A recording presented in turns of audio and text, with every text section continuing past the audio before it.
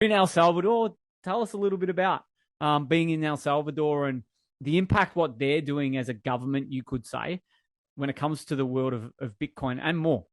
Yeah, so El Salvador, obviously, for anyone who doesn't know, they're the first country to actually make Bitcoin legal tender. So they did that in 2021. It's been about a year now since El Salvador has been using Bitcoin as legal tender, and their economy is thriving. I think GDP is up something like a 10 or 11% in a year for El Salvador, and that's massive. And for most people would probably not know, but El Salvador is a very poor country. So I think the average wage is something like 300 US dollars a month.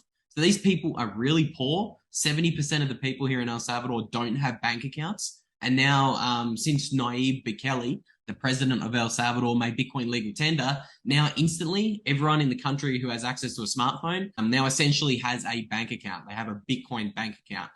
So I think remittances is something that's very big in El Salvador. So I think it makes up something like 20 or 30% of the country's GDP. So for anyone who doesn't know, there's actually more El Salvadorians living outside El Salvador than there is living inside El Salvador. So it's a very poor country. People want to get out. They go and make money in the United States and they send money back home. And that's obviously called remittances.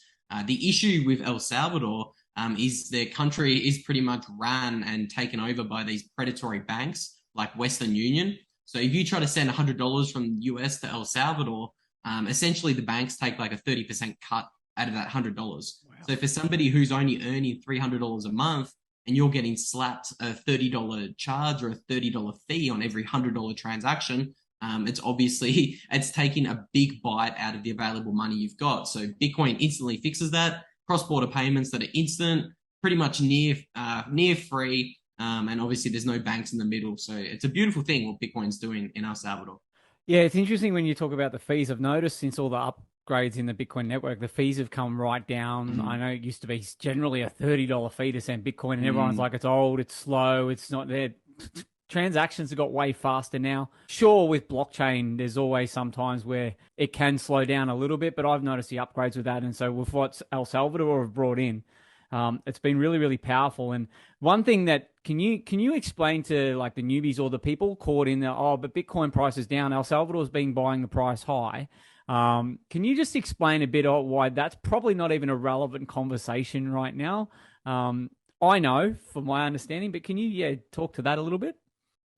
Yeah, so essentially Bitcoin's very volatile. Bitcoin is the best performing asset over the past 12 years, but it's also seen something like 80% corrections or crashes in its history. So Bitcoin's a young technology. It's only adopted by somewhere between 1 to 5% of the world. So nobody understands what Bitcoin is. So essentially what you've got is when people see the price go down a little bit, they sell it. They're known as the weak hands or the retail money. So the retail money was buying Bitcoin last year when it was 40, 50, 60, $70,000 a pop.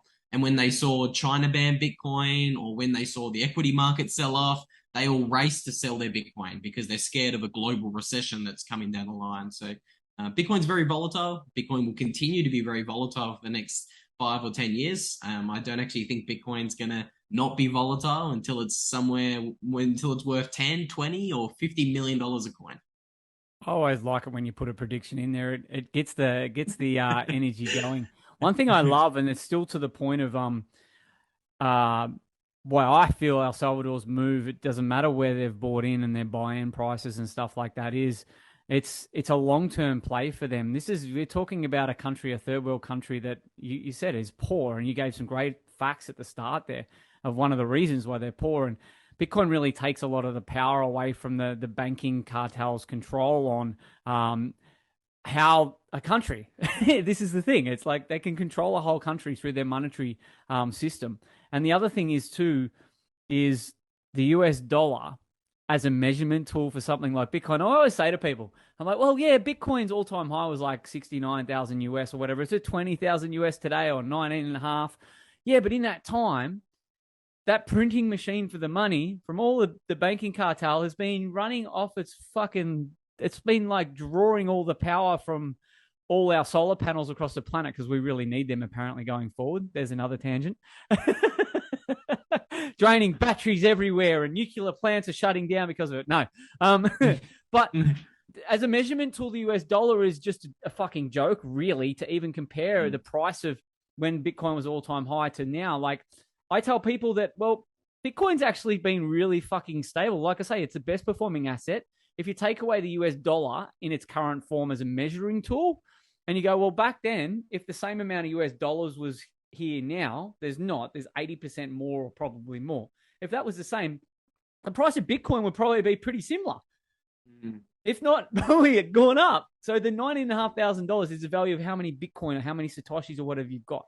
So El Salvador have been accumulating from what I see. And they've been buying the dip as well, Steve. 100%. Dollar cost averaging. I like, not financial advice on any of this here, but I show people the dollar cost average. Countries are fucking doing it because it works. So you add into that. Oh yeah, I completely forgot to mention the El Salvador thing. So obviously, I think Nayib Bukele first started buying Bitcoin at around 45,000 US dollars. So for the Australian listeners, that's about 60,000 Australian dollars, maybe 65,000. And obviously, the price of Bitcoins it crashed all the way down to it's pretty much at 20,000 US dollars now.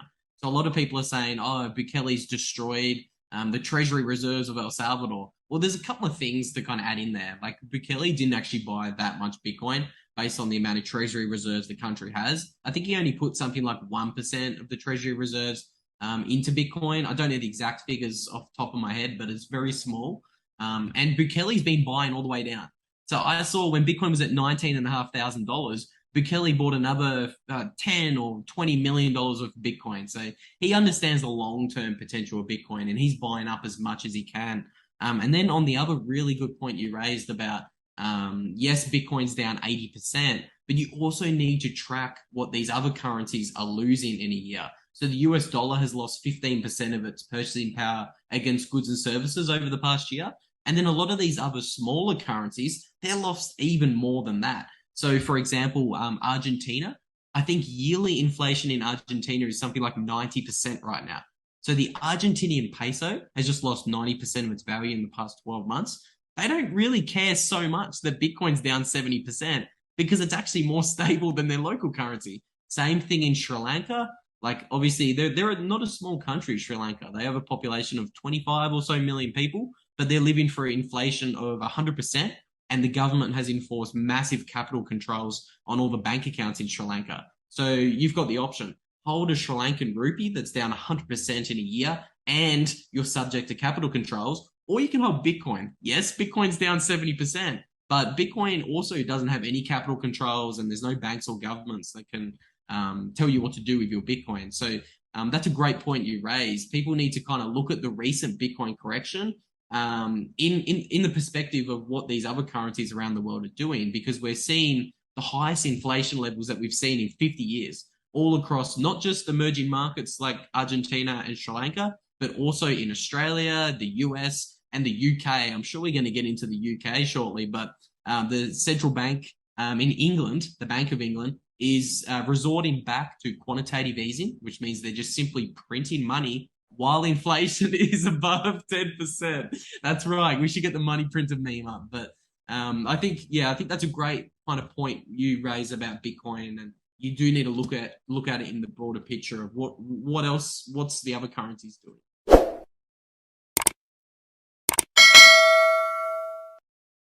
And that's all I got time for you guys today. If you did enjoy that video, feel free to slap a like on it and subscribe to the channel so you're notified for when I drop the next interview. Let me know in the comments down below, what did you think of that video? Do you want to see and hear more about El Salvador? I know that's probably the most popular topic that I personally get asked about, especially when I'm on Twitter. So I am actually planning on doing more El Salvadorian videos and kind of breaking down what I found when I lived in the country for the past 5 months. So let me know if you want to see more of that, and let me know in the comments down below whether you think Bitcoin is too volatile, because that is obviously one of the most common pieces of FUD that you hear surrounding Bitcoin. So I will also be planning on doing more videos talking about why Bitcoin is so volatile, because of its emergent nature and it being so young in its adoption cycle. But that's all I'm going to say for today. I'm going to once again apologize for my very impromptu attire and setup. I'm traveling in Mexico City right now and I am chomping at the bit to get back in El Salvador where I have my house in order. So without further ado, guys, I'll see you in the next video. I'll slap a couple of videos up on screen that I think you might enjoy if you made it to the end of this one, and I'll see you in the next video.